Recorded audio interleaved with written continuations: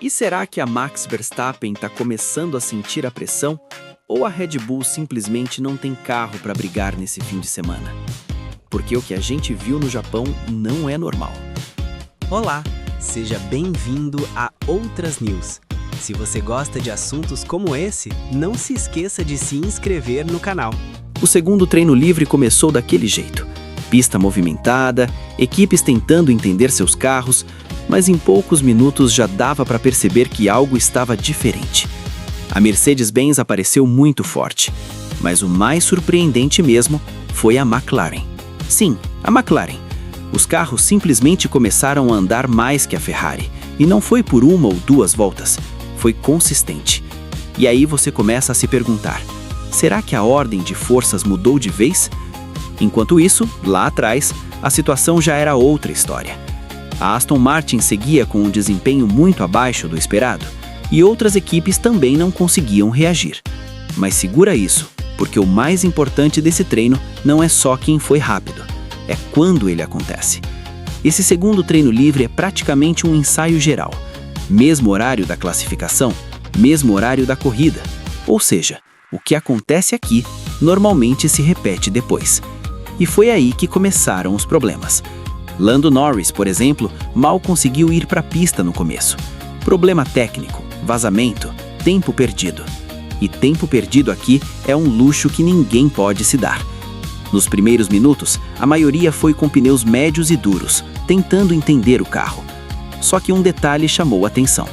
Fernando Alonso foi com pneus macios direto, e mesmo assim não andava. Isso já dizia muita coisa sobre a situação da equipe.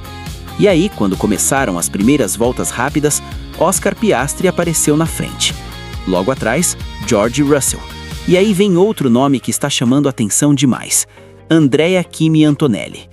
Agora, enquanto alguns brilhavam, outros simplesmente não conseguiam. E aqui entra o ponto principal do vídeo: Max Verstappen. Um fim de semana extremamente apagado até aqui. Sem ritmo, sem confiança, sem resposta.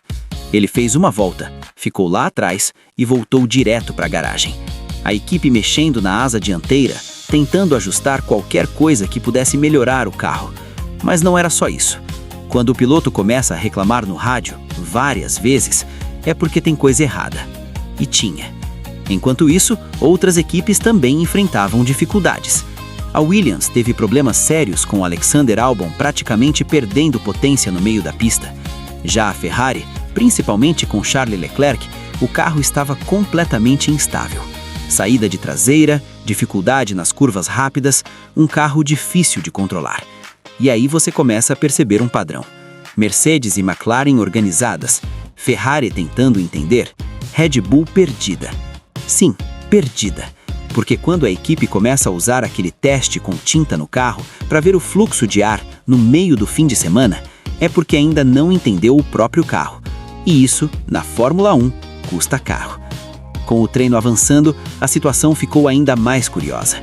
Alguns pilotos importantes simplesmente não estavam na pista. Sérgio Pérez, fora. Gabriel Bortoleto, fora por muito tempo. E claro, Norris ainda tentando recuperar o prejuízo. Na metade do treino, vieram os pneus macios.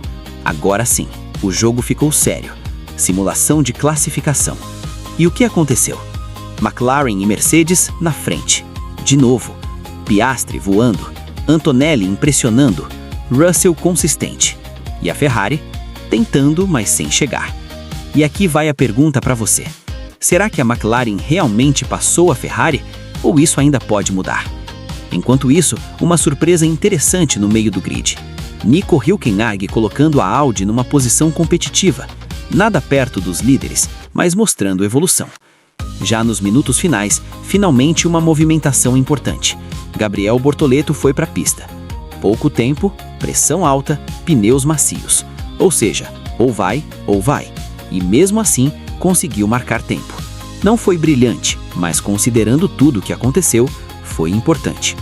Agora, o que realmente chamou a atenção no final do treino foi outra coisa. Verstappen. Mais erros.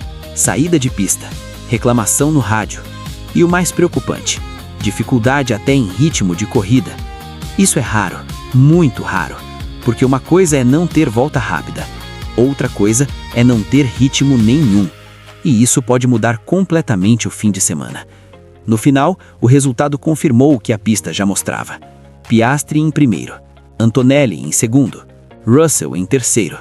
Norris conseguiu se recuperar. Ferrari ali no meio e Verstappen apenas 10º. Sim, 10º. E agora eu te pergunto, isso é só um treino ruim ou é o começo de uma virada na Fórmula 1? Porque se a Red Bull não reagir, esse campeonato pode ficar muito mais interessante do que a gente imaginava. E aí, você acha que a Mercedes confirma esse ritmo ou a McLaren vem para surpreender de vez? Me conta aqui nos comentários.